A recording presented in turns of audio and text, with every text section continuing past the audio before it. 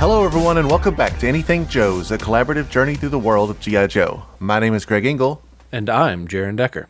And we'll be your host today. Today on Anything Joe's, it's a recent acquisitions episode, and we've got a lot of that to talk about. Let's jump right into it because we really do have a lot of stuff to talk about because we haven't done one of these in a little bit because we took a week off to talk to the fellas from Order of Battle, so we've got a lot of stuff on our plate.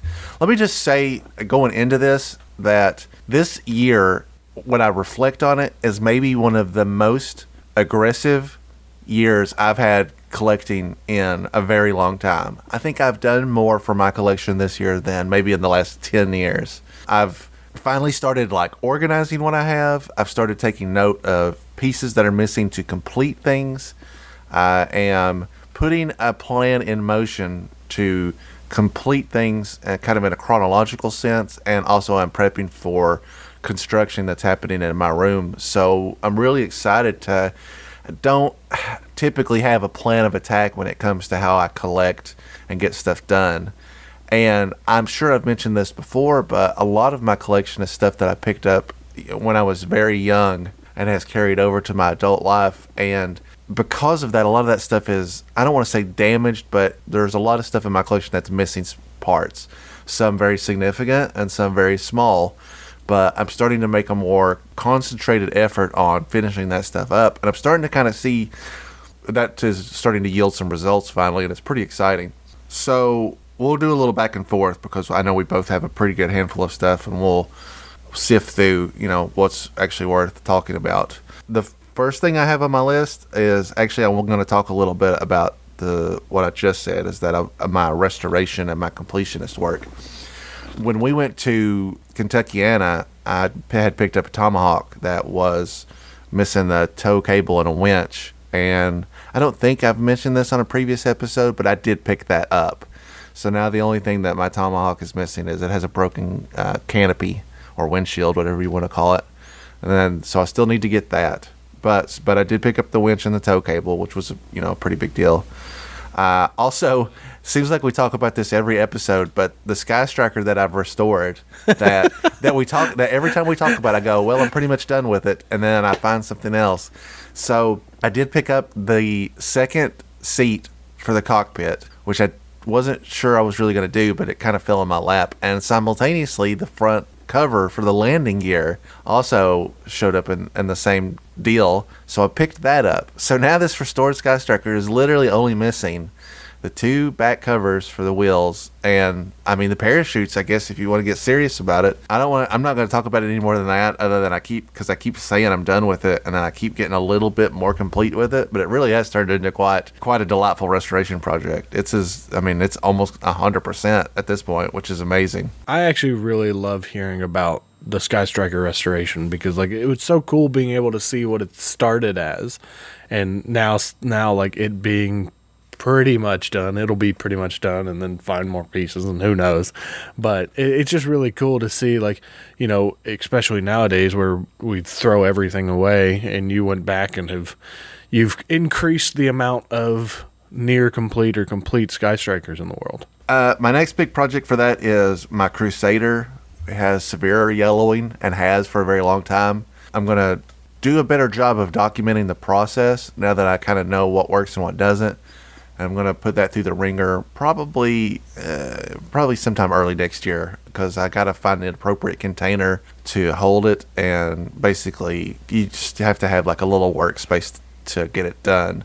But I am excited to see that completed. Going into it, I would have thought, this probably can't be saved, but now having seen firsthand the results of the Sky Striker, I have no doubt that if done in the appropriate way, it will probably look fantastic.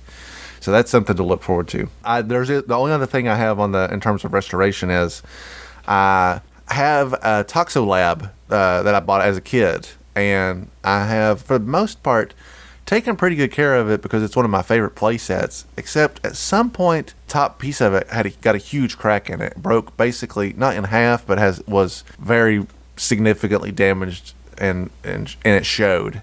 I replaced the entire top base. I bought an entire new top base. I thought, well, if I'm going to do this, I'm going to go ahead and take it to the next step. I went on Toy Hacks / Cobra stickers, and I bought a whole new set of repro labels for it. So I took the whole thing apart, which isn't much, admittedly, cleaned everything off that was on it, and applied all new stickers, put the new base on. It's only missing one thing now, and it's just this little tube that goes from the gun down to the base somewhere, and then it'll be 100%, which is very exciting because I do think the Toxolab is an absolutely great piece. It's kind of a high-priced item because it's so late in the line, and yeah, I love it a lot, and it looks really good. The repro labels didn't make, I won't say a significant difference, but it did make a difference. It looks really, really good. I'm really happy with it. I'm really excited to see. I haven't got to look at those yet. Like, I've seen pictures of it, but I think the Toxolab's super cool. I'm into a lot of the later stuff, which you'll see on my list. Spoiler alert. But I think the Toxolab's so cool. The Eco Warriors are super cool. And, me not having that growing up with it, that nostalgia for it, it allows me to kind of look through it and pick and choose what I like a lot more than, having it ingrained in me. Yeah. So that was kind of on the restoration side of things. I've picked up some stuff that's not here yet. Like I said, I've been making a list of things chronologically that I'm missing. Basically, this list doesn't really reflect that because I'm a very random shopper, but I have gone straight back to the beginning, 1982, 1983 era. I looked at all the vehicles, and then I just started going, do I have this? What kind of condition it's in? Do I need it? And a lot of the stuff that I'm missing are these, they made these like little play sets and these little like very small kind of like weapon stations, I guess would be a good descriptor. And I did not have those as a kid and have never felt a strong sense of compulsion to buy them. But now that I'm entering a different phase of like collecting, I do want to start knocking that stuff off. So I picked up a steering wheel for my Vamp because that was the only thing I was missing. Hey, the obligatory Vamp talk. And I started picking up some early vehicles and like little tiny play sets that I've never had. And I'm just going to list some of them off. We'll knock them all out and talk about them at once. I picked up a original Law. I picked up the Air Defense Battle Station, which is just two gigantic missiles essentially on a little rotating thing. I picked up a Polar Battle Bear because I only had a modern one. I picked up a Bivouac because that's another small playset. If you're not familiar with that, it's just like a little tent station. I picked up a Cobra Snake, which is like the little suit of armor that they go in. I've never really been a big fan of those, but I wanted to kind of cross off all that stuff that I could. I picked up a HAL because I can continuously think I have one, but it turns out to be the flat cannon. And I think that's all the really early era stuff. But essentially what I've been doing is I pull up 3D Joe's, I pull up the year, I look at the whole list, and I think, well, this is what I've got or don't have, and this is what I need. And I've basically crossed off the first couple of years. Now, there are some exceptions to that. Almost every year seems to have something in it that's just like, good luck, baby, you're never going to get this. And I am allowing myself like a skip. I don't want my collection to stall because I don't have the Sears exclusive Cobra Missile Command cardboard set. And if I stop buying stuff until I buy that, who knows how long that's going to take. So I am allowing myself to like skip over some high price stuff. And then maybe, I don't know, whenever this starts to wrap up, if ever, I'll come back and start looking at some high price stuff. So with that in mind, the 1982 vehicle set I have 100% completed, with the exception of my Ram has a broken kickstand, and that's it. Everything else is 100% complete. Pretty big deal. Obviously not including the Missile Command that I just mentioned. Maybe someday, but today is not that day. Also, huge find, but I got all three of the Pack Rats, which are listed at the end of 1983's vehicle set. If you're not familiar with the Pack Rats, it's three very small remote control weapons. It's a flamethrower, a machine gun, and a missile launcher. And I was having a really hard time tracking these down because they all come with like a small walkie-talkie size controller. There's a lot of like pieces that are commonly broken or missing. So that had become a challenge, but I knocked that off like this month, I found a dude that was selling all three of them.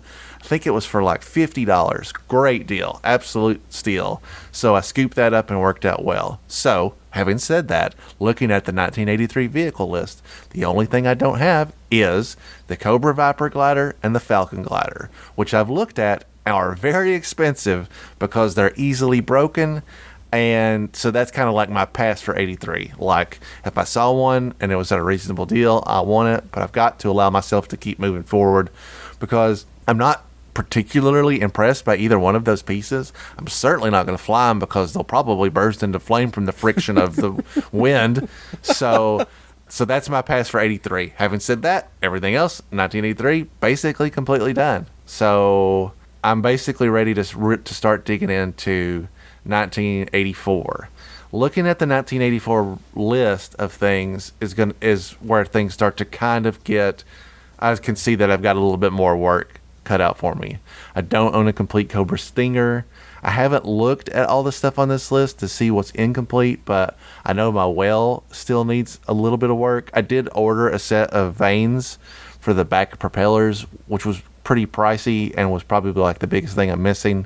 Also, this is where the little they're called battle stations and battlefield accessories, but at the end of the 84 checklist, this is where things start to get challenging for me because all of these like non-vehicle sets come out. I mentioned that I got the bivouac. I also picked up a watchtower recently, and I've been collectively kind of assembling the machine gun, missile, and mortar battlefield accessories or defense units. And a lot of these parts are interchangeable. They come with like little sandbags and oil cans or fuel canisters, and you will see the same things. Like, I kept pulling out these little security guns that go on the original headquarters, and it turns out that they were used in a couple of different little sets, which I was unaware of. So this becomes a game of how many parts is in this defense unit? How many of those parts do I have? How many of those parts do I need? Is it, do I want to buy these try to find these parts individually? Do I just give up and try to find a 100% complete one? That has stalled me quite a bit because I haven't had the time to map out what I have and what I don't. Like, I have a mountain howitzer, which is like a big long-range cannon, but it also comes with like a little binocular set, which I don't have, so I can't mark it off until it's complete. So anyway, chronologically speaking, that's about where I'm at. I'm around the 84 era, and it's going to take a little bit of work, not a ton. I mean, other than that Cobra Stinger and that Vamp Mark II, I do have a lot of stuff that's on it, and certainly if we were taking a pass on anything in here, it would be the whale. The whale is probably the single most expensive thing out of 84 to get in good condition, and my whale is I would say 85-90% complete. So I'm working on finding either repro parts or original parts for it to bring it up to full capacity. But it is very close because I bought it a long time ago and have been working on it kind of perpetually here and there. But now I'm serious about it because I'm starting to actually go down the checklist of what's included with it and start to knock them off. So I'm pretty excited about that. Anyway, that's how I'm working chronologically. And going forward in recent acquisitions, I think you're probably going to find that's the stuff that's going to keep popping up, as I really do want to keep knocking them out. I want to keep moving forward all the way to the end of the vintage line. I don't know how feasible that is or how long it's going to take, but at this point, where my figures are not out on display to look at them, to work on them and completing them, this is kind of like my new passion. And luckily for me, I haven't hit any major obstacles yet. I haven't had any one thing where I'm like, oh, this is going to take forever. Having the ability to take a pass, here and there is going to keep me moving forward. It's also worth mentioning that the 1985 also has more battle stations and more battlefield accessory units, and that stuff seems to take the longest for me to track down. Okay, so that's kind of where I'm at chronologically, vehicle-wise. Before I get into some of the other stuff I picked up, why don't you go ahead and tell me some stuff that you've been picking up recently? So the first one is, and I'm not sure, and I apologize if I've already covered this once. I bought it at a very weird time. I went to GIJOE Fest in Augusta and bought a bunch of stuff and talked about what I bought there. And then I think our next big talk about what we had purchased was at Kentuckiana, which was only a month apart. So, but between there, in that month, I still couldn't stop myself. I bought a moray, a hydrofoil, and holy cow, it's amazing. It is missing the lens, so it is 90 whatever % complete.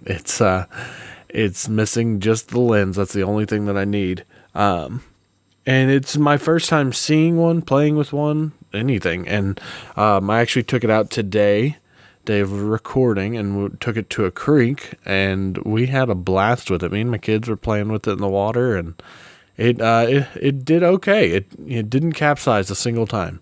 So that's a good thing. I didn't want to interrupt you, but as soon as you started talking, my first question was going to be like, hey, you got that lens? Because that lens is, enters kind of like parachute Sky Striker territory. Yeah. They're very hard to find. They're very often missing. It comes down to a question of how important is completionism in the face of, I mean, I don't want to say insignificant, but I mean, come on. The lens to the moray is tiny, insignificant. I mean, essentially unnoticeable unless you're just somebody that knows what rare pieces to look for. You know what I mean? And is that something that you think you will pursue? Not an original one. I'll repro it if I have to. If I am ever going to need that piece, I will just do some editing on a photo that I take and make it look like there's an actual light. I can't fault you there, man. I mean, it is hard to justify. Well, and for me, for what I do, I don't want to take an original rare piece away from someone who's going to put it on a shelf and collect it and display it. Like, I took mine out to a freaking creek today and had a 8-year-old and a 6-year-old playing with it, with me supervising. Sure. But, I mean, I am buying these as toys and as things to have fun with. And that is what I'm using them for. So I don't want to, I'm not getting hung up on the minutia of a specific lens or a steering wheel or, like on my Wolverine, the tow cable. Like, that stuff doesn't bother me. I think that stuff for the average collector has to kind of fall under the pass, you know what I mean? Like, I file it under the same category as Missile Command. It is something I want. It is something I'd like. But there's so much more you can do with that money than buy that. Unless the moray is like your favorite vehicle, or you got deep pockets, then I guess go to it. But I'm not going to just stop everything that I'm doing until I can pay, a ton of money just to get this one little lens, because I don't know how much satisfaction that would really bring me. And also, I'm going to be upfront, I'm not great at taking care of my stuff. So the odds that I would buy it and lose it, or one of my cats would eat it, is pretty high.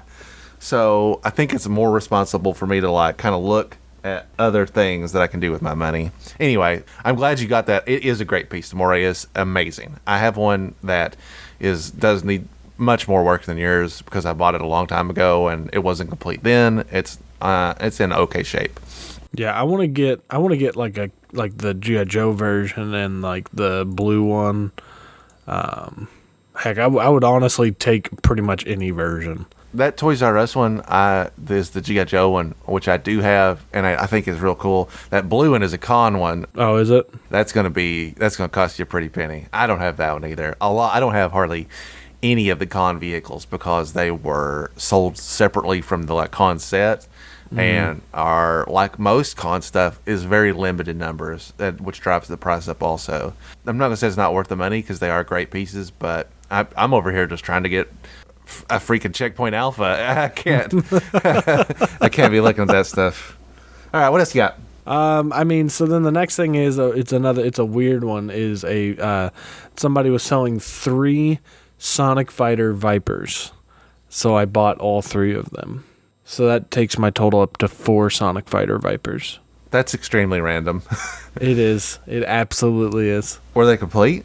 They were not complete, but they were very, very affordable, and I don't care about. I definitely don't need that giant backpack. I will never have that, and I won't use the sound effects. Ah, man, you're missing out. Am I?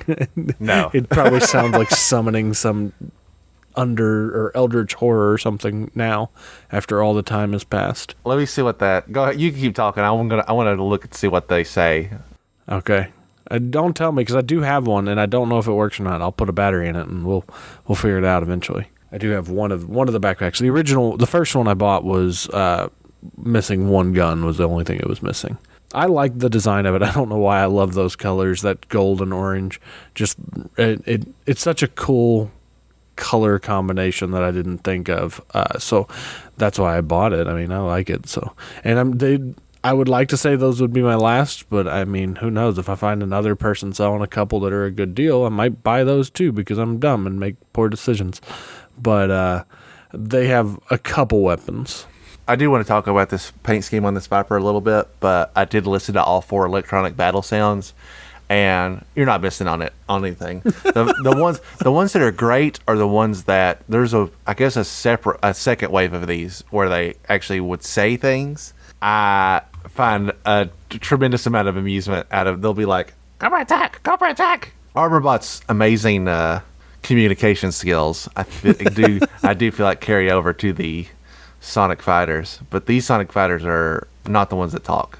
There's another wave of them. I'm specifically thinking of. There's an Overkill. Oh, okay, they're called Supersonic Fighters, and they would actually say pretty dumb things. But before you move on to your next thing, I do want to talk about your fascination with this is Viper V3. So Viper V3 has got like a kind of a brown outfit with gold highlights, gold helmet, red visor. I do like this Viper color scheme. It's never been used because I think the classic blue is hard to trump.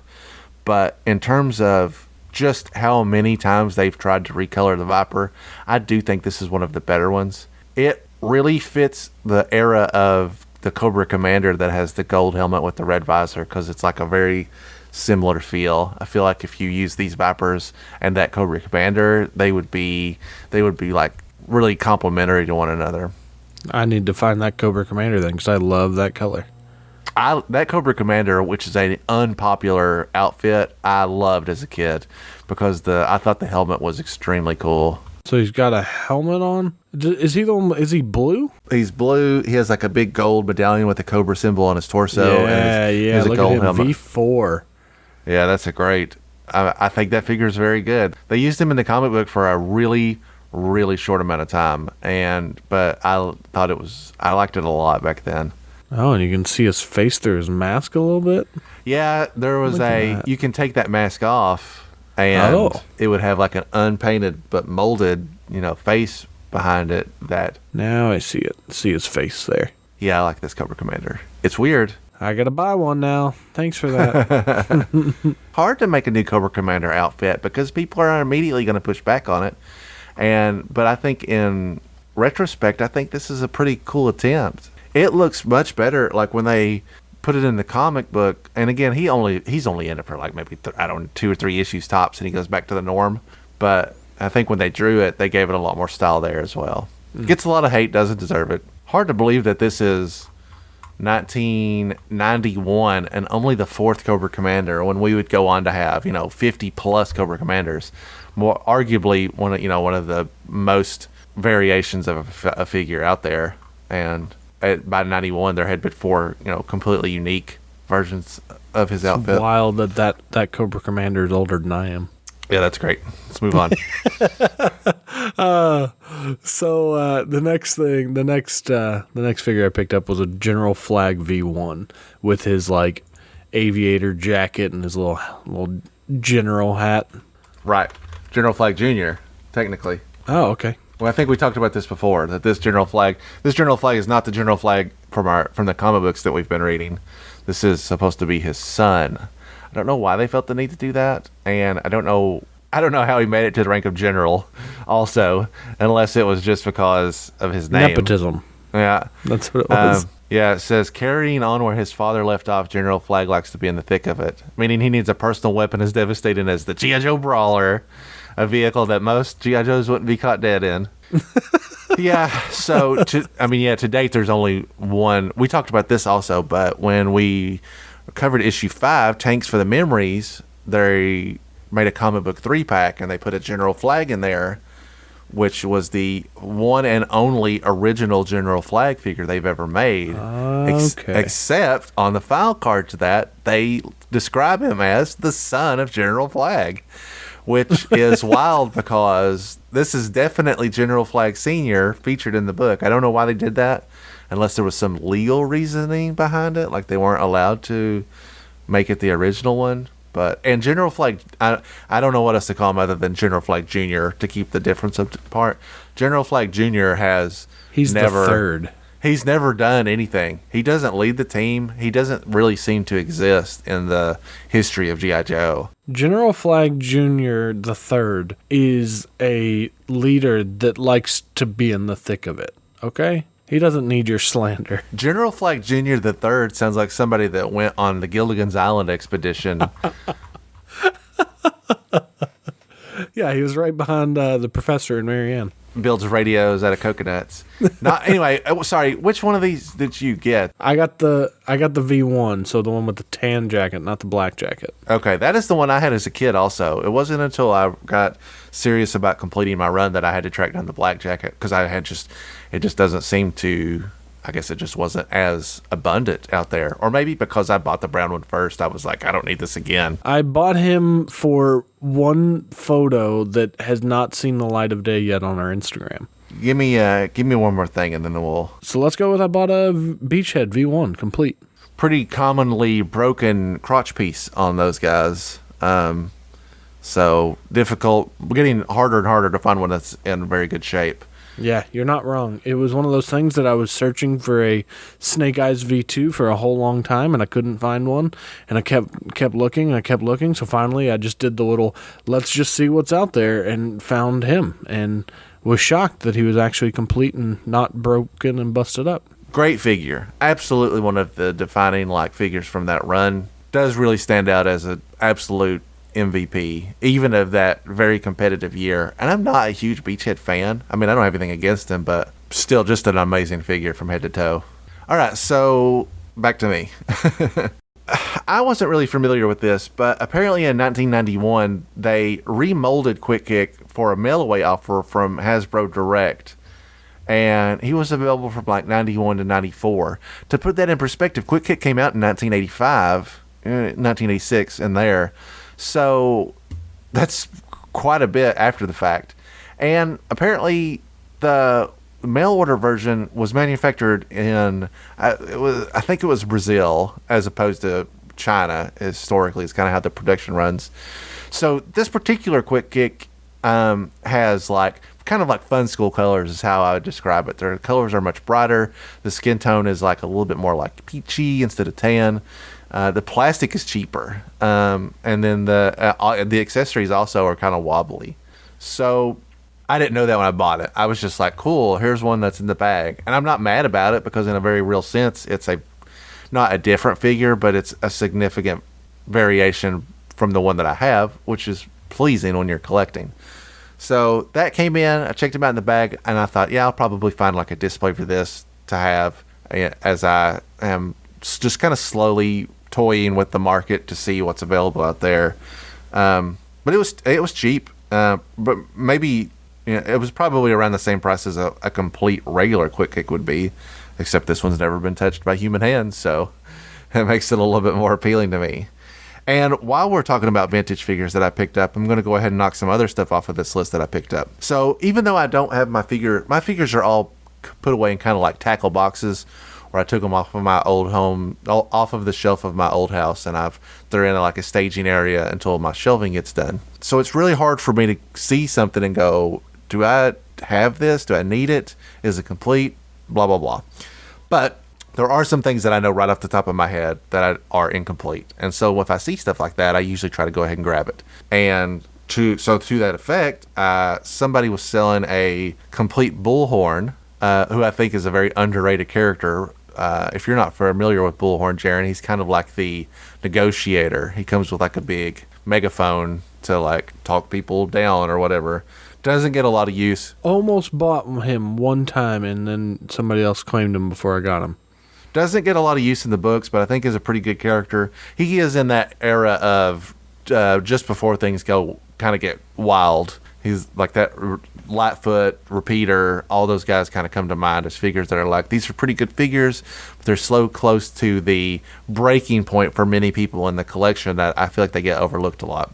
Anyway, I have had a Bullhorn for a very long time, but he, if I'm remembering correctly, has no accessories.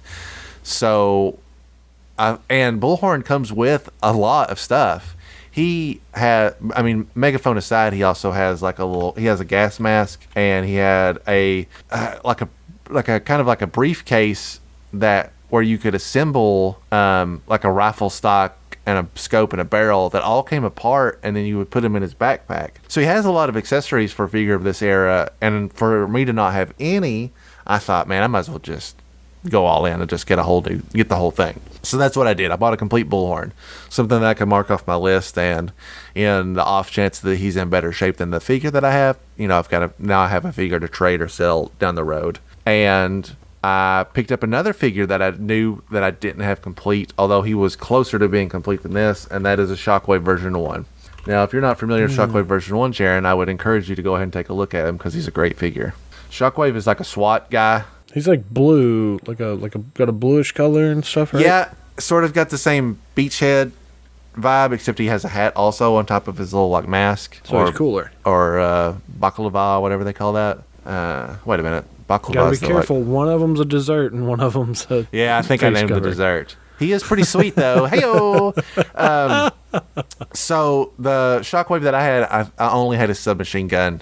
He is notoriously known for having kind of a hard to find handgun and knife, and so I knew I didn't have either one of those things. So again, I was like, I'm just gonna go ahead and get a complete one, and again, in the off chance that it's a superior figure, then I'll upgrade, I'll have an extra to trade, no big deal. So that came in, and I'm pretty happy about that, more so than Bullhorn, because I think Shockwave is a great figure. I think he's very popular with the community, and justifiably so. He has a great look, it's a great design, and yeah, I'm really happy to have knocked him out of the list, and that's one more figure that I don't, when I do get them up, I won't have to worry about it. And that's pretty much all the vintage figure stuff I picked up. Like I said, until I can really see what I've got and what I need, it is hard for me to buy figures. Even though collecting and completing figures is like my number one passion, until I can get my collection out and accessible, it's going to be hard for me to remember what I got and what I need. But that is the plan, is that when I start putting these figures back up, I'm going to start getting pretty serious about trying to complete a lot of the accessories, at least up until the era where they start putting them on those trees, because once they put them on those trees, suddenly every figure came with like 15 to 20 things, and they were all the same reused stuff, and it loses a lot of the appeal for me. So I'll probably just go back, just like I'm doing with the vehicles, I'll go back to the beginning, start making a list of what I got and what I need, and just trying to knock that stuff off. I'm going to go ahead and knock this off as well, because this is like some of the newer stuff that we got. But I did finally, I'm not going to say found, I bought a Retro Grunt from the new wave. I had to go online and buy it. I was literally going to a Walmart every morning, 3 or 4 days a week, and saw where they had put the tags for them, knew that they were coming because movie figures and classified stuff was simultaneously hitting. And somehow, I guess in the 3 days that I didn't go, somebody found them and bought the whole wave. It was almost like I wasn't sure if they were ever there or not, but I missed them, and it was definitely a breaking point for me where I went, all right, forget this. I'm just going to pay the whatever the markup is, which is about I paid about $10 more to get it shipped, and that's fine. It was worth it. The Retro Grunt figure is great. It looks really good. I don't love the head mold, but the figure part itself is very, very, very good, and I'm really, really happy with it. And I'm glad I don't have to keep looking for it anymore. I didn't find the other. I'm not going to pay extra for the Cobra Officer or Trooper, whichever the other one is on this set, because I do have it pre-ordered from Walmart. I'm not in a hurry to get it. I know what it looks like. It's not going to change my life. But I really wanted that Grunt so I could see it firsthand. And I'm glad. I like it a lot better out of the packaging then. Every time I see a picture of that Grunt, I think every time I see it, I think it looks better. Like it just is kind of growing on me. I might put a head swap on them because it just doesn't look like Grunt to me, and it's not a great detailed head sculpt to begin with, and it's really the only part of it that I feel like is suffering. I think just like Stalker, which is really a bit of a sea change in terms of how good these figures are, I think they're really setting a kind of a better standard for what these figures deliver quality wise. Because for sure the first few waves have only had very minimal, I think, improvements. They were really, really just the same crap recycled. And up until Scarlet, obviously, which has been a big hit because Scarlet in the back market right now is probably worth about 3 or 4 times retail. But since then, I think that everything has gone up in quality. That Stalker is perfect. Is a beautiful figure. And again, I think that Grunt follows suit. So I am still excited to see what the Retro Wave has lined up for us. Something also I left off my list that is worth coming back is I found a great deal on a carded Outback version 4, which is kind of like the hard hat Outback from the Battle Core era. I got this figure on card, shipped for like maybe $20. Very good pricing. I know that this comes late in the wave, and because of that, popularity is at a low. And I've talked about it a lot off air, but I really want a V1 Outback on card. And if you are not a regular collector, the variation there is a mint on card V1 Outback is about a $400 purchase, which is, I mean, absolutely outside of my range. It would have to be like a special thing, or I would have to get it at a trade or sell some stuff to get to, to even be able to start shopping for one, much less just pull the trigger on it. So anyway, I was like, but I love Outback. And so I found this, and it was, like I said, dirt cheap. I thought, I'm going to go ahead and get this, because I do have a handful of figures from the late, post 90s era that I think are real solid, and this is no exception. I like this a lot, and I like having mint on card figures regardless of the era. We're reaching a point where kind of all vintage stuff is under the microscope, more or less, in terms of value. So I don't think I'll regret that in the long run. I'd like to get it somewhere where I can get some kind of protector for it, and maybe not display it. I mean, it is a Battle Core figure after all, but I'm pretty happy to have it. And then I'll throw it back to you, but something that I know we both picked up is we did both find a classified breaker. We did. And I know that I've seen your pictures of it, so I know we have both opened a classified breaker at this point. As I am throwing it back to you, do you have any thoughts on that figure now that you've got it out of the box? I love the figure. I have the same complaint I did when they announced it. He should have some kind of weapon that is not the minigun on the Ram cycle. I remedied it by using an extra, I actually used an extra beachhead holster, like on his thigh. I know some people that I've seen online have been using Flint's thigh holster, and that's also worked wonders. The figure itself is really good. I love the redesign that they did on him, putting all the communication stuff on his helmet. I think it makes a lot of sense. I do kind of wish that he had a big old chunky backpack, just because I think it would be fun, but it makes a lot more sense this way. I know I've seen some aftermarket people making those big communications things for the back that I might eventually pick up one, just so that I can have it for the fun. But man, this is a perfect base body. You can change this web gear and make him any of the original 13 for the most part. I mean, you switch his head and his webbing, and you've got a clutch, or a grunt or whoever. Sometimes it takes me a while to open classified figures because I don't have anywhere to display them yet, and so I'm kind of at a loss as to what to do with them other than just to check them out. But I really wanted to see this in action, and I'll have to say that I think the Breaker figure looks good. If I was going to add one thing to him, it wouldn't be a weapon. It would have been some bubble gum. Yeah. I think that's a pretty big miss, considering even the modern figure at one point came with some bubble gum. And as we are covering the original issues of the book, is truly a defining characteristic of Breaker. True. But the figure itself is great. Mine did have some kind of wobbly legs, but doesn't, I'm not super uptight about it. It would have been nice if they were, a little bit stiffer, but no big deal. What I will say is I am blown away with the quality of the Ram cycle. The Ram cycle is really over-delivers compared to what I had seen up to this point. When I got it, I was like, wow, this is great. Put it next to the coil cycle that came with Baroness, and it was like, this is no contest. The coil cycle is interesting. The Ram cycle is exceptional. Really good dedication to detail on what makes the Ram cycle the Ram cycle, basically. They hit all the high notes. And just like Breaker itself, they made some minor improvements in it that go a long way, like the way that the turret gun looks on the side.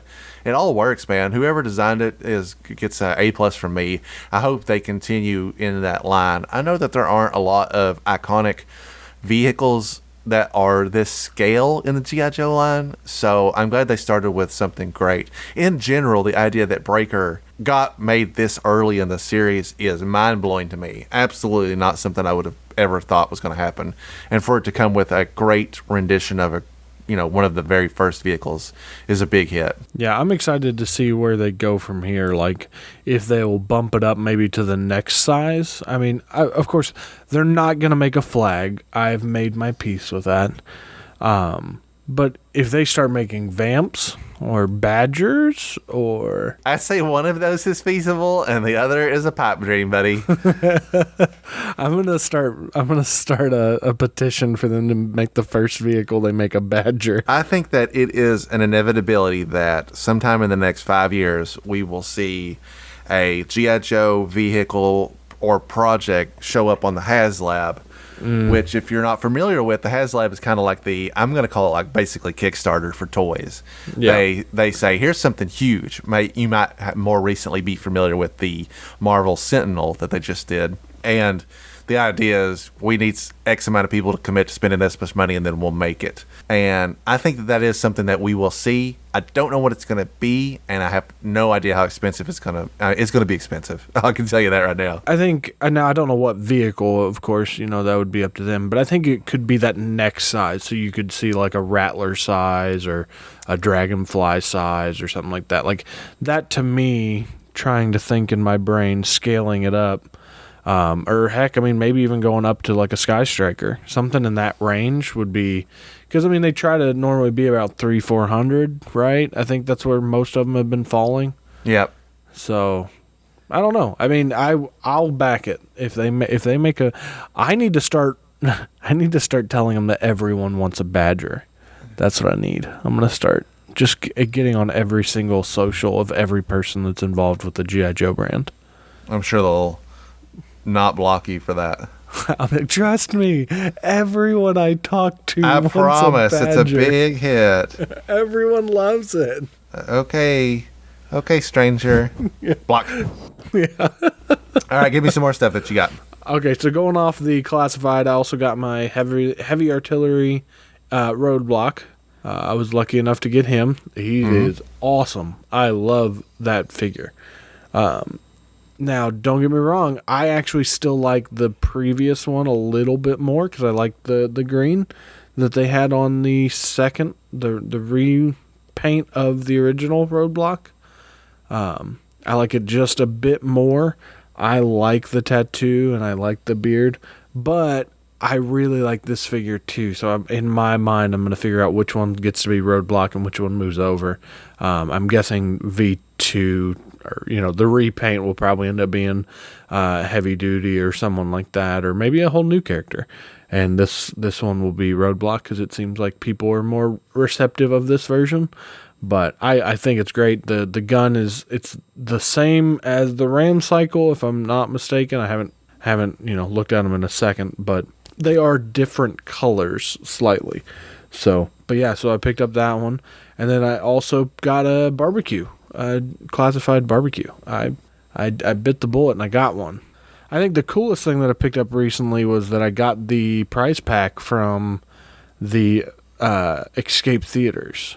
Oh, yeah. Do you want to talk a little bit about what came with that? Yeah, so that was really cool. So Escape Theaters had a giveaway.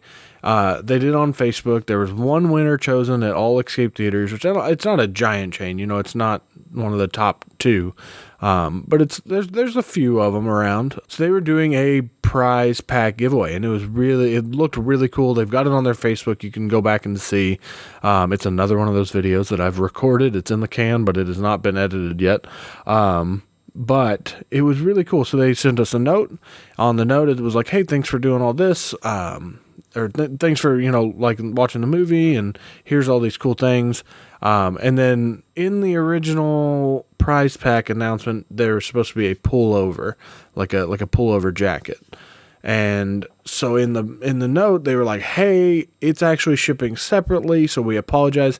Here's a action figure. And so that's the note I saw as I first opened it. So I was like, ooh, what's it going to be? And it was a Snake Eyes from the Origins movie. So that was, I mean, don't get me wrong. It was a free figure. All of this was free. I'm ecstatic about it. But I was like, man, I was really hoping it'd be something like limited or something. But, wouldn't it have been wild if they were like, hey, thanks for winning the Snake Eyes movie Origins. Here's a gung-ho figure. So it was really cool. So I started opening it up. There is a decently sized canvas, which is really cool. It's got artwork from the movie. There is a t-shirt, a snapback hat, all of it embroidered with, Snake Eyes, GIJOE Origins. So, I mean, it is awesome. There was I did get the pullover only like a couple days later, so they apologized and gave me a free toy for like a couple days of not having something that I won for free. So I was not going to complain. I am super ecstatic about it. And then it had a really cool backpack. I mean, it is very cool. You can use it as like a satchel or as a backpack. It's got the G.I. Joe logo on it. It's very cool. And I'm still debating on what I'm going to do with it. So if Greg, if you have any ideas, you just let me know. Yeah, give it to me. Oh, okay. Yeah. Who would have thought that would have been the idea that you had, huh? Just off the top of my head. So, I mean, it was a lot of really cool stuff, and I'm super grateful that it was chosen at random. It's not like they were like, Jaron, you are getting it because we like you. It was very much a random draw. It's I would like to say that we're big enough that they were like, yeah, let's send Anything Joe's a prize pack, but that wasn't the case. It was very much it was a random draw, and we got lucky.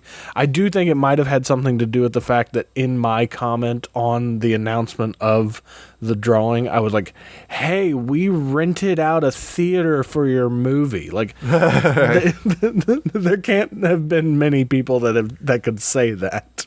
I would say that the box office backs that up, that we are one of the few people that took the whole thing. But no, it was really cool. I mean, it is the first time that I'd ever really won something like that. So I'm super, super, super happy that I won it. And trying to figure out what I'm going to do with all the things. That jacket, that pullover is amazing. Like, my wife is trying to steal it, and it's a battle constantly to try to get it back. That is pretty awesome, and it's cool to see some stuff that is not like available to the general public. So that was real cool. It couldn't have gone to a better home unless it had gone to mine. So I'm sure half of it will end up at your home anyway. All right, so we're running a little long, so I'm going to do a couple of rapid fire stuff, and we'll talk about them as kind of a collective, and then I'll let you wrap up, and we'll move on to the mail. So here are some vehicles that I purchased. These are all vintage vehicles, and they are all complete. I picked up a Coastal Defender. I picked up a Cobra Rat. I picked up a Fang 2. I replaced my Havoc because when I unpacked mine, the wheels had snapped off of the bottom, and I also knew that Jaron's Havocs had body damage, so I thought, well, I'll replace this, and then my old one, I'll let him kind of pick and choose to patch his up. And then I bought these in bulk. I bought the Havoc, the Fang 2, and this last thing all from the same guy. And the last thing is, of course, a Badger. Yes! So one of us. I've never owned a Badger before, but this guy was only selling like 4 vehicles, and I wanted 2 of them. I thought, well, if I can get a good deal on this, I'll take it as well. You begrudgingly bought a Badger. You're right. I mean, the Badger is a pretty good vehicle. Could use a paint do-over, but yes, it's perfectly fine. It's a good vehicle. I think if you darken that green up, people would absolutely love it. I've never owned a Fang 2, and it's extremely cool also. It needs some new stickers, but otherwise it looks great. And that Coastal Defender was something that was on like those early 80s on my checklist of things to get. Was kind of hard to track one down that's complete.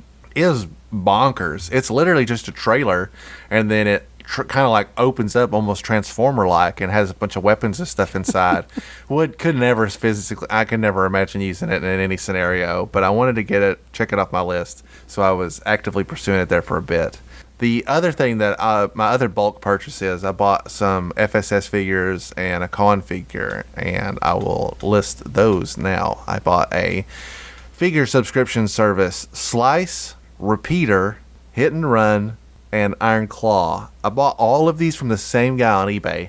They were listing, I'm talking everything under the sun, man. They had almost a complete FSS, tons of con figures, tons of sets, all loose, and they were selling them all. And I thought, man, I could kind of go in at a fell swoop, save a little bit of money on shipping, and knock all these out. And I'm happy to say that with this purchase, I am essentially done with the FSS. Woo! Yay! Yeah! It's not, I do not have a complete set, but there are some things in the FSS that I think are just not worth my time or money. For example, they made a lot of Tiger Force figures, especially in the early FSS waves. I don't want that. I'm not interested in that. Not you, Tiger Force Outback. I'm not talking to you. You stay over here. You're good. But they made like a Tiger. They made like a Tiger Force Shipwreck, and they just a bunch of stuff in the early waves that is not. I just don't want them. I don't have any interest in them. Not even to complete the wave. They'd have to be dirt cheap, and they're not. And I think there might be one or two other figures that just didn't really fit in what I was interested in collection wise. They made a Nano Bat or an Inferno Bat. I can't remember which. Maybe both. And I was like, what am I going to do with one $60 troop builder? It just doesn't have a place in my collection. So I say I'm done in the sense that I'm done for me. And I had already bought an Iron Claw. I might have even talked about it since we started doing this show, but it was carded, and this guy was selling one that was loose and complete. I thought, man, this would be one I could play with. I leave my carded one carded, because that's an illness that I suffer from. So I added him onto the list as well. And all those figures I just named are great. Can understand why that FSS Repeater is a $100+ figure, because it is absolutely amazing. Doesn't do it justice. Every time I've seen it, I thought, yeah, I want this, but do I want to pay this much for it? Now that I have him in hand, I'm like, wow, this is one of the best FSS figures they've released. And I also got a con figure that I wanted. Probably, I don't know, it's been several months, but on Order of Battle, Joel was talking about a con figure from the Zombie Initiative set, and it's basically a Sludge Viper, but he has a unique personality. His name is Repulsor, and he comes with like a little dog that's been zombified, and he has his own persona. This is very in my wheelhouse, because I love characters that don't have a lot of identity. They only have a file card. They've never been in the comic. They are basically blank slates. And I wasn't even aware that this guy was a thing until I heard about it on the show. I just thought they had packaged it with a Sludge Viper. But this guy's supposed to be like Cesspool's right-hand man, and he's like a real kind of like mindbender level, doesn't care what happens to people, maybe not experiment on them, but he does seem to have like low morals. He just kind of will do anything to get the job done. He has a removable helmet, so he also has his own unique like face. He's not just a Sludge Viper that you have to pretend is a unique dude. You can take his helmet off and make him. So I found a real good deal on that guy, much lower than the market average, and he's very cool. I'm already a really big Cesspool fan. I think he's a great character. Doesn't get enough love, so I thought, man, I could really. And I just mentioned I repaired my Toxo lab, so like just kind of like this faction of Cobra is kind of getting like a little uptick over the last month. So I'm really happy to get that. Have only got a couple things left on the list. I'm going to throw it back to you, and then we'll wrap up. Okay, so the first thing is, previously you talked about sealed figures, so I got a Kellogg's Mail Away Lifeline, the one without the gun. That was a pretty cool figure. I like that version. It matches up with kind of his persona, his pacifism. So that was a really cool pickup for me. I enjoy that figure. I have a regular Lifeline as well, so it's cool to have them together. And then I had mentioned earlier I was really trying to find a V2 Snake Eyes. And I'm happy to report I finally found one that was in a good deal. It's not complete. I didn't get a timber with it, and I need a sword. But other than that, I got it for way cheaper than I'd seen any other ones going. So I'm very happy with the deal, and I'll track down the parts that I need for it. And then Working on my original 13, as we're finishing our original 13, I got an MMS and Hawk. That is, I'm doing swivel arm, V1.5. So I don't want to do straight arms. No offense to people who love those. It's just that's not what I want. So I got swivel arm Hawk. So I think I've got 7 of the 13, if I'm not mistaken. So You're doing good. It took me a lot longer to complete mine for sure. Little over halfway, and working on getting a zap right now, and trying to get those 13 done. As we're winding down the comic issues, I'm like, man, I kind of really want to have those done. I've got a picture in my mind that I want to post when we post that final, our farewell to the original 13, or the last comic. So trying to get those is gonna be a fun little challenge, but I don't think I'm gonna get them done in time. So those were kind of those last 2, and then everything else that I've picked up. No, I've got one more. Sorry, then everything else will fit all together. In our Crisis on Infinite podcast, we made jokes about GI Joe Valentines, and there was 2 versions. So guess what? I went out and found on eBay both versions of the GI Joe Valentines.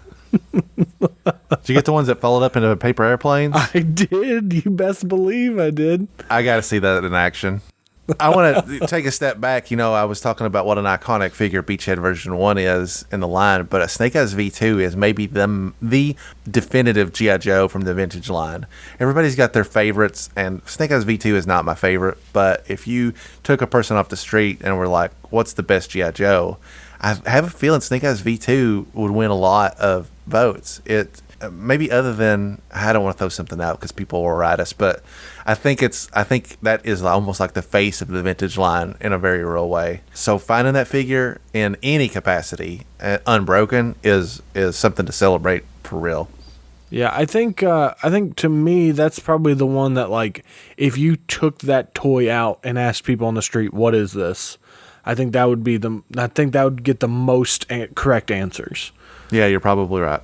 Like, everyone would be like, oh, that's a G.I. Joe guy, or something like that. So the last of my pickups, and I don't feel the need to go super in depth on these. Is I think we had talked about it in the last episode. I went super hard into Star Brigade. Mm-hmm. The best sub team in G.I. Joe. Nothing controversial about that statement. Yeah. So technically 2 of them aren't actually Star Brigade. I got I guess Shadow Viper is not. I don't know if he's not or where they fall. I got a Shadow Viper and an Astro Viper. The Astro Viper is V1. So I got those. Those to me will fit in with those even if they're not technically supposed to. But I love those figures. I'm a sucker for things with helmets. I've found that out. That is something. I want the Deep 6 with the bright orange helmet because it's a helmet. Like, I don't know why. I like figures with helmets. I blame the Mandalorians and the Stormtroopers and Clone Troopers and stuff from Star Wars. So then I got a Pogo in box, complete. I haven't opened it because I feel bad about opening it, but I got it for the same price that I found opened one. So I was like, well, why wouldn't I? At least this way I know it's not broken and not missing things. So that's I'm excited about that. I think that one's pretty cool. I think it's called the Pogo. It is called the Pogo. I like the Pogo. It's different for sure. So then I was working a lot of, I was trying to find deals with people instead of just going on eBay and paying their prices. So I found a couple people and I was working deals at the same time, and I actually ended up with 2 Ozone V2s. Okay. So I have 2 of those for some reason now, but hey, that's more than I had before this. So, yeah. So Payload V3. I got a Payload V3. I got a Target, yeah. Yeah, so that's V2, right? That's the Star Brigade one, the golden purple one. Mm-hmm. So I got him. Once again, kind of a helmet looking thing. So I think that one's pretty great. I got Sci-Fi. I got both V3 and V4 because you can never have enough. Mm-hmm. I got Countdown V2. I went hard into this Star Brigade, and I'm not done. I'm going to complete the whole sub-team. Yeah, that's quite the start. And I got 2 more. Oh, okay. I've got two more. I've got Space Shot and I've got Countdown V2. Oh, now Space Shot's a good find because that's a unique figure. There's never been another Space Shot. That's the one and only, as opposed to characters like Payload that they pumped out 2 versions within a year of each other, and they reused that mold like crazy. Yeah. I think the Space Shot's a super cool figure. I mean, I like all of them. They have little helmets, and I'm doing these as, hey, I want the helmet. That's the only thing that I'm like, it has to have. I'm not trying to find it complete. I'm not trying to find it on card. I just want, if it has a helmet, if it's a character with a helmet, it has to have the helmet. I have guns. I don't need them to have guns, but it has to have a helmet.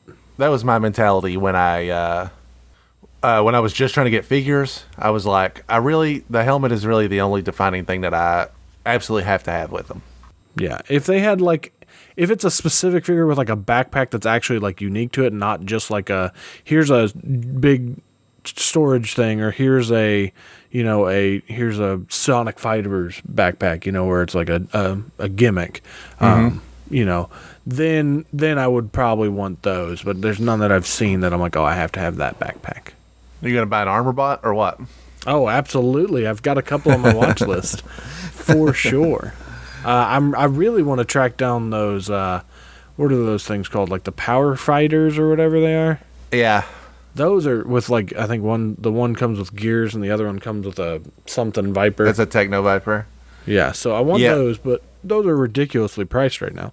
Yeah, we talked a little bit about this as well because thanks to my friend Dustin McCoy, that Gears was the very last figure I needed to have every figure in my set, because he was at a con and was like, hey, they have one in the box. Do you want it? And I was like, of course I want it. It's the last figure, please, absolutely.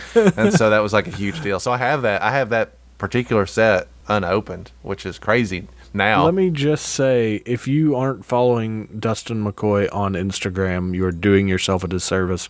His pictures are, I mean, far above what I will probably ever do. Like, I just love seeing his stuff. It's phenomenal. Great photography. Uses almost exclusively vintage figures. It really runs the gauntlet of what you can expect to see. And yeah, you're right. Absolutely. They post all the time. Really, really cool. You can find his Instagram at the Dustin McCoy, all one word. You should give it a look. It's extremely impressive work. I very much enjoy when it pops up. He always has little snapshots of a story element that's happening at any given moment in time. I think is very interesting. Also. Yep. All right, you got anything else? That is all for me. All the Star Brigade. Okay, so I got 2 things, and then we'll transfer over to the mail department. And these are both unusual things. So I found an auction on eBay for somebody was selling a mislabeled lot of vehicles. It was 2 vehicles that didn't have the names of the vehicles in the listing at all, so it went for a pretty good price. And they're both opened with sealed contents, and one of them is the Cobra Hydro Sled, and the other is the G.I. Joe Persuader. And is Persuader the one with backstop? It is. Yeah, it's kind of like the bigger cannon. It's a small. I really like that vehicle though. I do too, and it is uncommon for me to find anything that's unassembled because it's obviously more expensive and typically isn't something that I feel like is worth the extra investment unless you're going to keep it unassembled, you kind of get, or maybe even get it graded, which I'm not a fan of, or I'm just not into, I should say. Typically, I'm just like, no, just sell me a complete one, and I'll save a third of the price. But again, this was a poorly described auction, so I got it for a very good price. And I am conflicted, to say the least, because when I got these in and I was investigating them, I was like, wow, this is really an exceptional circumstance because I don't put together vintage vehicles like they've all been assembled already. I buy them, pre-assembled. So taking a Persuader out of the box and seeing the bag still sealed, it has like a tree of parts that are taken apart. I felt challenged as to what the course of action was going to be.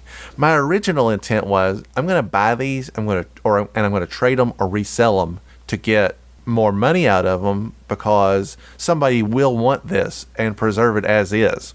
So when I got it and I took it out, I was like, well, now I have different feelings. First of all, I don't know if I can make more money than it's really worth. So now my thought process is, do I preserve this as is, put it back in the box and put it on display? I mean, it's made it this far without being assembled, and that in itself is kind of miraculous. Or do I kind of like treat myself and assemble a vintage vehicle for the first time since I was a kid? And as of this recording, it's still in the floor as is. I just can't commit to the proper course of action. And I would love to know the community thought process on what would you do if you came across something like this. I will say this. So the backstop that came with it is also complete and I don't know if he came in a package like separately, like if he was also sealed and somebody opened him up, but it's clear that this figure has never been played with. And that in itself was a very unique opportunity where I was like, whoa, this figure is brand new, has never had his helmet put on, he is a 10.0 mint figure. And I had forgotten what that was kind of like because I also, you buy used figures, you don't know what you're getting out of it. So I messed around with backstop for quite a while and was just like, wow, he's just so like, everything about him is perfect. He bends and poses exactly how I remember it. And I had not experienced that in a vintage figure in a very, very, very, very long time. Maybe since I was a kid. Anyway, so I've got that. I'm still kind of wheeling over what to do with it, but it was an unusual pickup that I got, at a pretty good price. And I have a complete Persuader, so I'm not like stressed to have to add it to my collection. If I didn't have one, we wouldn't be having this conversation. I would have just probably put it together. But because I do have one, I'm like, what do I do with this? So that's on my docket. And the last thing I got, probably the thing I'm the most proud of out of all of this, is there was a dude selling a Flint versus Zartan diorama. If you've never seen this statue before, I'll throw some images up on the YouTube, but it is a Sideshow Collectibles exclusive. They made two versions of it. They made a collector's edition, which was limited to 500 pieces, and they made an exclusive edition that had an interchangeable Zartan. It's a scene where Flint is wading through a jungle, and he's coming around a tree, and on the other side of the tree, Zartan is got a knife in one hand, and his other hand, which is kind of behind his back, he's got like a fake mask in his hand. And it is, like most Sideshow collectibles, an absolute work of art and something that I've wanted for a long time. If you went on eBay right now, you would see that the standard price, I'm going to put some perspective on this. The retail price brand new when this came out, which is, this is old. I don't remember the exact time it came out, but it's been out for a while. The collector's edition was $249.99, limited to 500 pieces. The exclusive edition that has the interchangeable Zartan was $269.99 and was limited to 250 pieces. So right off the bat, that there's not a ton of these out there. If you go on eBay and Google this exact thing and you pull it up, there are 3 listings, and the cheapest listing starts at $500. It's double what the retail was, which is very expensive. I would have had a hard time maybe not justifying it, but when it came out, I couldn't swing $250 even. So, and this is another thing that popped up while I was just randomly looking around, just randomly looking at GIJOE stuff on eBay, as I am apt to do. I'm just browsing basically, and so I found one that was listed, and I'm going to tell you what I paid for it because it's important that you understand that I won this for less than the original retail price. I won this auction for $168.37 on the nose. That's amazing. What an amazing deal. And it's not only is it in great shape, I mean, it is essentially flawless. When he shipped it in the original box. He shipped it in the original box and shipped that in the original mailer. So I was and am over the moon about it. It's a beautiful display piece. I got it at an incredibly good price. Like, especially compared to what other people are asking for it, to get this in the condition that it's at, lower than the original retail price, is a win beyond a win. And I love it. I am a huge Zartan fan, so I was already attracted to it. Had looked at it for years, off and on, and I'm always like, well, I'm not going to pay $500 for it. I just can't. So just stumbling upon this randomly and being able to win it was a huge victory. And I love it. I've got it on display right now, and it is absolutely amazing. And that concludes probably about 2 months worth of recent acquisitions. Yeah, I mean, quite a bit, and I'm sure both of us have forgot a few things. I mean, it's just we've been pretty lucky with some of the things we've found. Yeah, I have stuff mounting up all over the place. I don't doubt for a second that there is stuff that I am not including. This is just the stuff that I was like, that I can retain in my memory that I've picked up over the last little bit. And I'm stoked. I am not disappointed about, I mean, maybe that Cobra Rat is a bit of a bummer, but I knew it was going to suck when I bought it. I was just knocking something off that was cheap and complete. And, I mean, you were lucky enough to find a Badger, so. Some would say foolish enough, but, but yeah, I mean, it's been a great, haul overall. And like I said, this year has been gangbusters just in terms of how aggressively I've been pursuing finding good deals when in a time where the market is out of control for across the board. Most stuff has gone up in price considerably, so you do have to be very patient, and if you get focused on one thing too much, you will end up overpaying for it. And that's not always a bad thing. Like, I have certainly overpaid for things on multiple occasions. And if it's important enough to you, that's fine. I mean, where I'm at in collecting from a vehicle standpoint, there are things where I'm like, I need to get this. And if I pay a little bit more to get it, just to check it off, that's fine. I mean, you can't live your collecting life with the regret of how much you pay for everything. Celebrate your victories and be happy with the stuff that you get, regardless. The bubble, I'm using air quotes here, but the bubble could burst any minute and maybe prices will go back down. I don't think that's going to happen anytime soon. And it works both ways too. I was selling stuff 5 years ago now that has quadrupled in value. I'm not going to live with that regret because it was the right thing to do at that time. I have to constantly be in a state of moving stuff out of my collection as I'm moving stuff in because of constraints in my room. So if I buy a Shockwave and I have a Shockwave, that other Shockwave has to go. Even something as insignificant as a small 3 3/4 figure on a large enough time scale. I mean, over this year, I have probably acquired 15 plus duplicate figures. I buy a Rattler at Kentuckiana. It comes with a Wild Weasel. I have a Wild Weasel, et cetera, et cetera, et cetera. Like, it starts to accumulate, and then you're suddenly like, holy crap, I have 2 Persuaders. Oh, now I have 3 Sky Strikers. Like, I have to keep that stock. Like, I have to move that stuff out, not just for a room constraint reason, also, but because I work on a limited budget. So I can't, if I find a great deal on a Sideshow collectible statue, I can't just pull $168.37 out of my checking account because it ain't there, baby. I got to make that money, and I do that by making sure that I'm selling stuff that is, that I don't need in my collection at this exact minute. So anyway, that's a bit of a detour, but yeah, it's been a great year for collecting. It's been tough, and you do have to seek out those deals. But I'm extremely happy. And I think at the end of the year, we'll kind of go back and reflect. We'll have an episode where we reflect on all the stuff we picked up and maybe just kind of weigh in on, what was our greatest, triumph of the year, what are we going to look for next year, so on and so forth. Yeah, 1 year of collecting G.I. Joe, and I've got a decent-sized collection. Yeah, it doesn't take much sometimes when you get the fever. Need to slow down.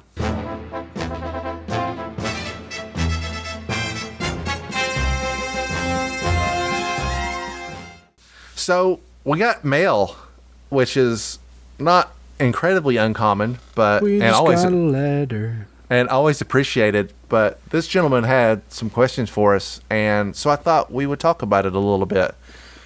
This letter comes to us from Patrick from Knoxville, Tennessee. He says, "Hi guys, loving the show. I'm super new to collecting. The retro line got me back into it, and I've been enjoying the journey with my 8-year-old. Responding to your call for questions and suggestions, I would love to see a resource discussion for collectors. Here are some questions that I've been piecemealing while listening to you all, as well as reviewing some websites. Question 1. What resources do collectors use to learn about figures, certain books, websites, etc.? One thing I've run into is seeing a figure in the wild and knowing it's G.I. Joe, but having no idea who it is or how to identify it." So let's take these questions one by one. He's got 6 questions for us, and they're all great questions. These are especially useful for people that are brand new to G.I. Joe or are coming back to G.I. Joe after a long time, which hopefully is a big part of our show. As Jaron is learning, we also wanted to make the resources available for people that have been out of collecting for a long time or are getting into it for the first time to have a jumping off point of understanding. And Jaron, I think your opinion will be especially important here, as you have the same mentality as a new collector, in terms of what this gentleman is talking about in terms of resources.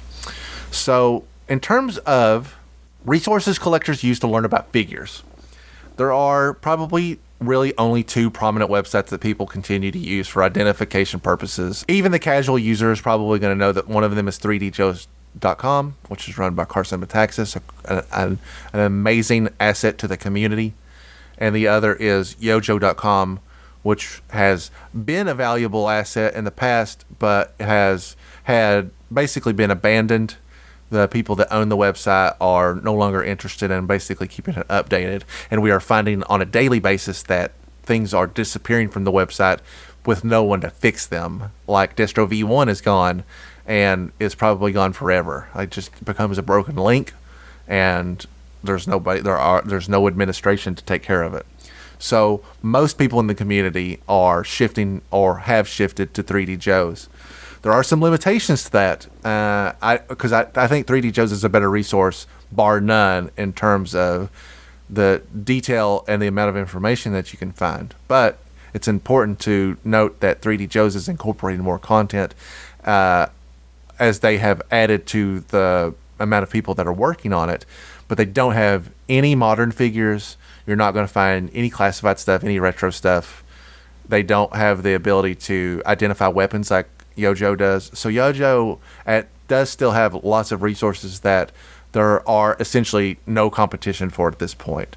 But we know as time progresses and 3D Joe's continues to build and expand that they will eventually get to that point, and they'll kind of be the definitive catalog system going forward. Those 2 websites are going to tell you anything that you're looking for. If you go to Yojo.com and you're like, I have a Cobra Commander, which one is it? You can look up C for Cobra Commander, and they'll list all 50. And it's just a matter of looking through them until you find the one that matches the one that you've got. And they also have a lot of stuff on both websites. You can, if you want to look at their file card, if you want to see the accessories they come with, all that stuff is there for you.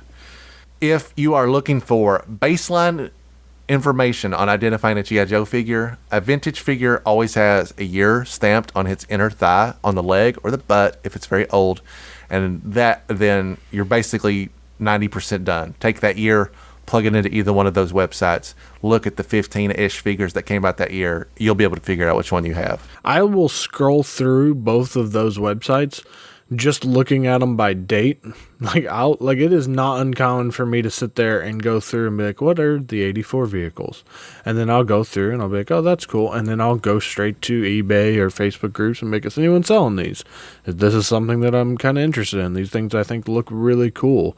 I mean, that's where I've found most of the things that I've liked is from doing that, just kind of scrolling through and being like, oh, look, I mean, it'd be cool to have a shark. Let's see if anybody's selling a shark right now, and then ending up. And sometimes I'll go through and then see other things that are similar to it, and then go on just kind of a tangent. But I mean, I think it's they really are, and I mean, 3D Joe's is coming along amazingly. I mean, making strides like crazy. I mean, just following along and seeing as they update stuff is really cool.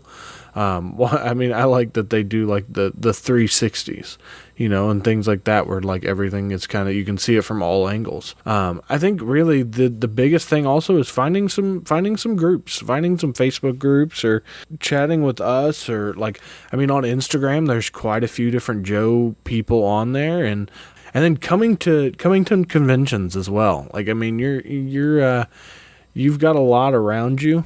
We've got 2 in around us, which you're not crazy far from us. Maybe make a trip. I mean, if you're able to. That kind of leads into the second question. What are the main news/information sites? So far I've found His Tank, but are there others? His Tank is absolutely a great resource and is one of the few information sites that actually has a website attached to it. If you're looking for up-to-date information, I would be remiss if I didn't mention the Full Force. The Full Force runs he's got basically all social media feeds tied down. You can find him on Facebook. He does Twitter. He has a YouTube channel. They do a weekly update. And he covers the most minuscule piece of information. If it has any tether to the G.I. Joe universe at all, then Chris is almost certainly got it under wraps. So I recommend joining the Full Force Podcast Facebook group. They do a weekly recap at the end of the week where they kind of take all the news and talk about it. And he is, I would say maybe the premier news source out there. But there are other great resources out there. What's on Joe Mind does a live feed at the end of every week also where they recap the news. You can join our Facebook group at Anything Joe's Pod on Facebook. We also, I filter out news a little bit more aggressively probably than average because there are some things that I'm like, I don't care who the new head of Paramount Movie Studios is. I really just want stuff that's specifically related to the brand. But I would say that those 2, and then also us, are probably the best resources for main news and information at this time. And there are a lot of other people that recap it kind of on a casual basis. So it just depends on how large the news source is, typically on how far reaching out it is with other coverage. What are some of the places besides retail and eBay to find Joe's? I've heard you talk about Hasbro Pulse and Big Bad Toy Store. Are there others? It just depends on what you're looking for, really. I use eBay on probably more than any other resource out there because I only go to a couple of conventions per year.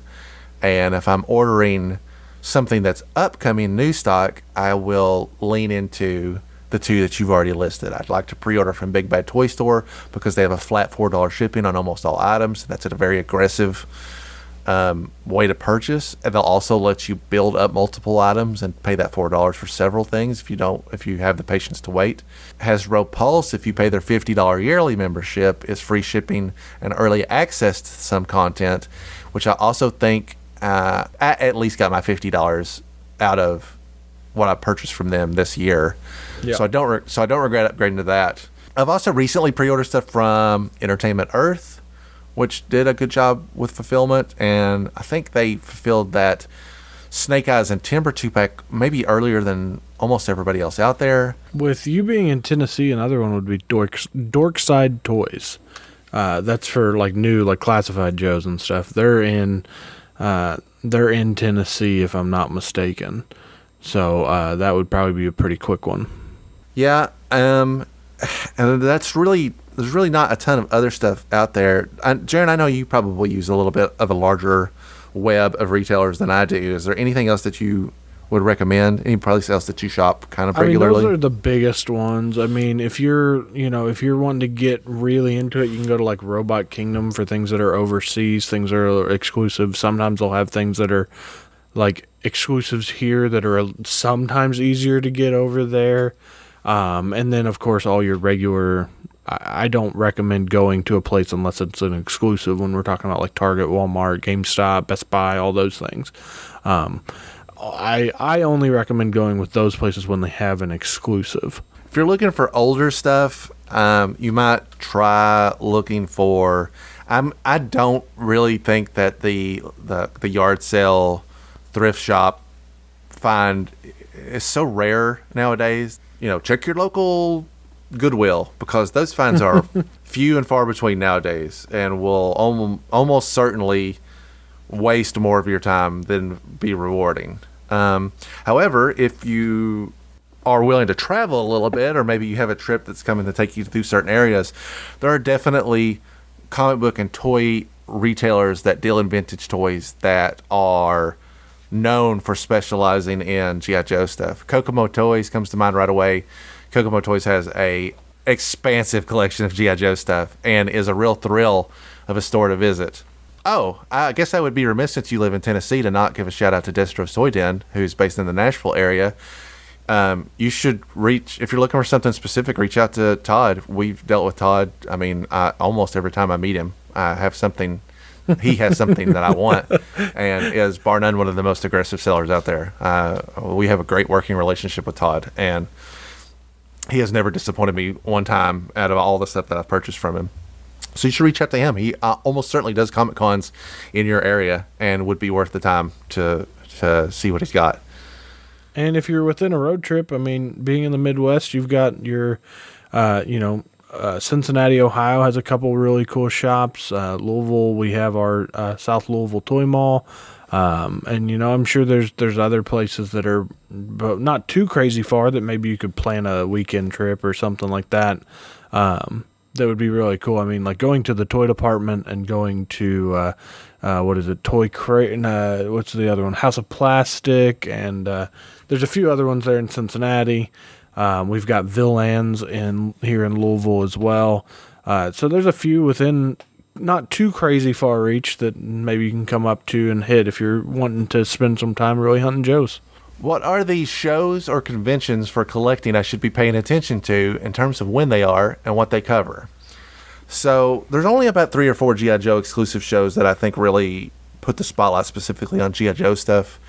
And they usually do tend to pop up on our feed pretty regularly because we do our best to either cover or attend them. So obviously, Joe Fest is one of the largest ones out there, and that takes place in June. The 2022 date is June 24th through 26th. That's in Augusta, Georgia, and is kind of still considered the hub for G.I. Joe collectors, as that's its specific theme. But as we often talk about, and not unfairly because it is in my backyard, the Kentuckiana G.I. Joe Toy Expo, which takes place in July in Louisville, Kentucky, is a smaller show, but it seems to improve every year. We always have a great time at those, and it's not expensive to attend or even stay nearby. Is easy to access, has lots of good stuff. Has been so successful they've branched out to another show, which is coming up on January 15th, 2022, and that's their second Winterfest. Same concept, but an even smaller one. If you had to pick between the two, obviously Kentuckiana is the bigger event, but if the timeline is more fitting for you, I think Winterfest is a great stop in, and will be the second. That's something that I'm already kind of thinking about, because we made a killing at Kentuckiana. Like, the stuff that we got, bar none, was cheaper than I could get anywhere else. So it's definitely worth your time. And also a little bit outside of our traveling distance, but every person's different. Assembly Required, it happens in Iowa. That is November 6th, 2021.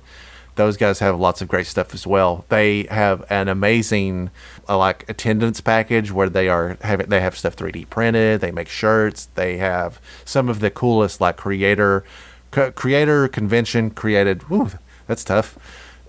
Creator convention created products available, and it's definitely worth looking up.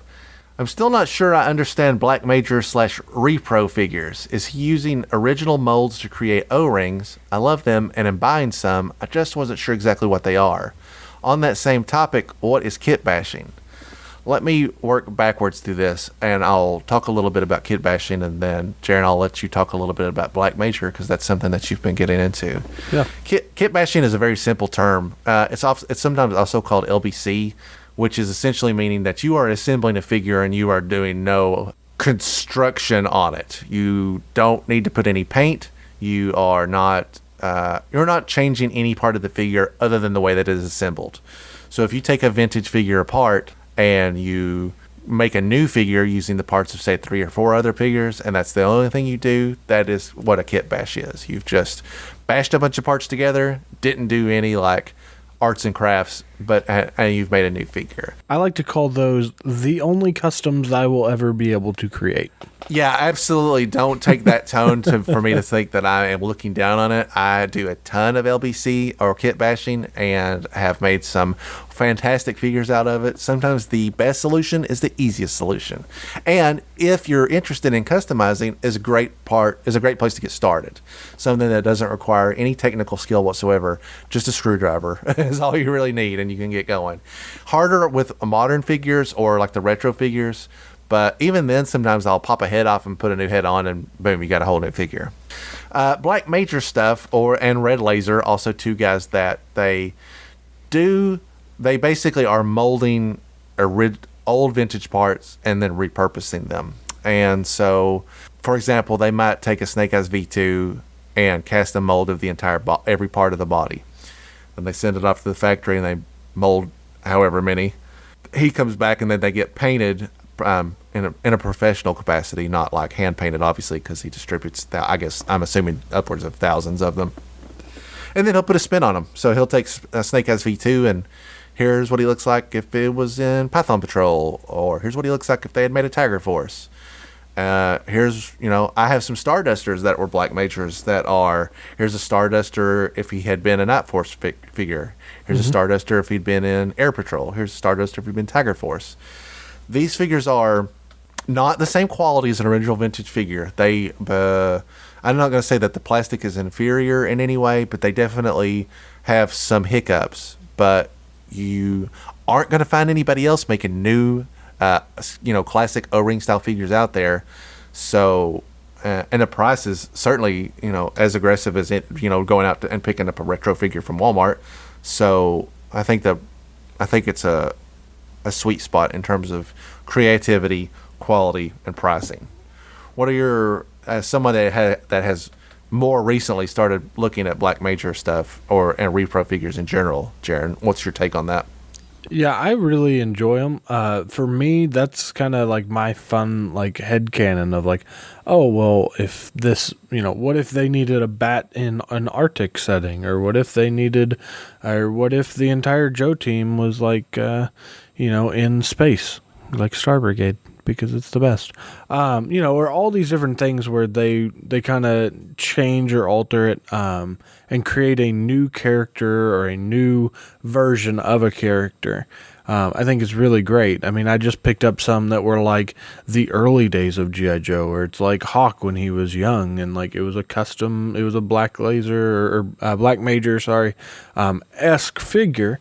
I don't believe it was actually made by him, but a lot of people do that. I follow a few people on Instagram who they'll make 5 or 6 of one, and they just custom do it on their own, and the quality comes with the process that you're using. It's not that they're doing anything to make it worse. It's hard when you're taking a one figure and trying to make a bunch more from that one figure. The quality's just not going to hold up the exact same. The copies aren't going to be as good as the original. But, you can find some really cool, like I've got, my favorite thing is to find the different versions of the bats. The ones that they do are so cool. I've got like a white, black, and red one. I've got like an all black one, an all red one. Like there's so many different cool, just different variations. And it's, sometimes they'll change arms and do things like that. And they'll kind of work in a kit bash with a repro, and some of those are really cool as well. What am I not thinking about in terms of resources that I should as a new collector? I am going to say that for the most part, everything that we've listed at this point is going to give you everything you need to get started. If you want something a little more physical in hand to utilize, I am always going to recommend The Ultimate Guide to G.I. Joe 1982 to 1994 by Mark Palomo. He has written a series of books that is basically snapshots of every figure, accessories they came with, interesting facts. I also have owned for many years the Collecting and Completing G.I. Joe Figures and Accessories book, which would probably be a little bit cheaper to find. And in terms of for collecting resources, those are really my two go-tos. I have had that Ultimate Guidebook for so long that I actually have little check marks in pencil as I was collecting when I was younger and stupid and put marks in books. But I don't think that's a necessity at all. 3D Joes and YoJoes.com historically for the last 10 plus years probably has been the go-to for it can answer almost any question out there. If you stumble upon something randomly that you can't find there, then there's nothing wrong with hitting one of the many Facebook communities out there and saying, hey, I found this gun. Who does it belong to? And someone will effortlessly tell you what you've got in your hand. And it's something that I've had to do as well. There are a lot of pieces out there, and it's not always easy to know what you've got. I think the biggest thing for me to say would be to find a group, or try out a few groups and find one that you kind of vibe with. It's really nice. I've got people that on our Instagram that I've interacted with, and I've got a nice little community that I'm part of there of Joe collectors, and we chat and send each other messages and we'll talk. I will say it is also dangerous to be in those groups because you see all these cool things and you're like, oh, I want that one. Oh, I want that one. Oh, I want that one.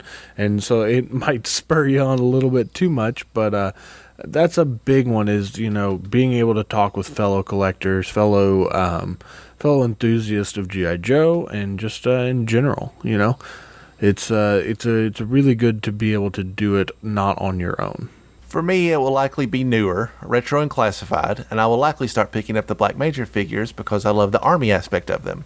Maybe going back and getting some older figures that I liked. I was really playing more as a kid in the 87 to 89 era, so Tetris Storm Shadow. By then, you really couldn't get the older figures, so collecting now is also a fun way to experience the figures I could find as a kid. Thanks, guys, and keep up the great work.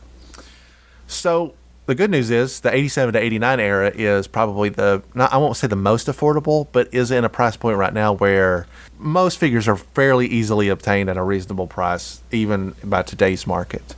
And my advice to you also, as somebody that's getting back into it, is to don't take anything too seriously as you collect. Definitely go for the figures. Go for figures that you had as a kid that you loved, because they will spark an element of nostalgia in, and it keeps that fire alive, I think. Anytime I find a figure that I had as a kid, there's a special attachment to that because I am reflecting on, the adventures that this figure and I went on. And as far as older figures or figures you couldn't find as a kid, same principle basically. Like, just kind of approach it for figures you always wish you had. Pursue those first, and because that's a kind of a separate thrill where you are seeing a piece of your childhood that you didn't get to experience as a child. And it's a very special thing. Anytime I pick up a vehicle, or less likely a figure now because of where I'm at, but if I get a vehicle that I've never seen in person before, it's almost like you have stepped into an alternate dimension where this vehicle got made, but you didn't know it ever existed. And I think that's great to see something that you didn't get to play with as a kid but are familiar with, and see it in a toy form. I think is a lot of fun.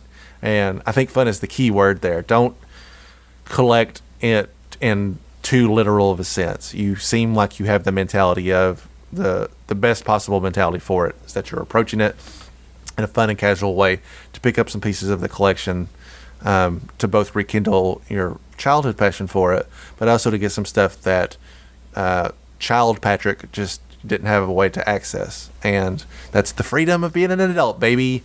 Just buy whatever you want and live through that experience, or find your joy through that collecting habit. So thanks so much for writing in, Patrick. Greatly appreciated, and all very good questions for all newcomers out there. You can email us directly at anythingjoespod@gmail.com, and you might also be featured on our show. You can also find us on the social media. Or on Facebook, Instagram, and Twitter, all at anythingjoespod. And you can find our YouTube channel at youtube.com/anythingjoes, where we are not only have these episodes, but we have reviews of figures, and anything that we want to review or discuss will pop up there as well. A great resource if you're listening to our comic book episodes and you want to see the comic but don't have it physically. You can read it along with us on the YouTube channel. And I think that will wrap it up for us today. 2 short weeks. We'll be back with G.I. Joe number 10, which I am extremely excited to cover. Something that we've been building up to, and this is going to be a good one. I'm extremely excited to get into this one. And is the final OG 13 story before new characters start to get introduced. So we hope you'll join us then in 2 short weeks where anything's available for discussion here on Anything Joe.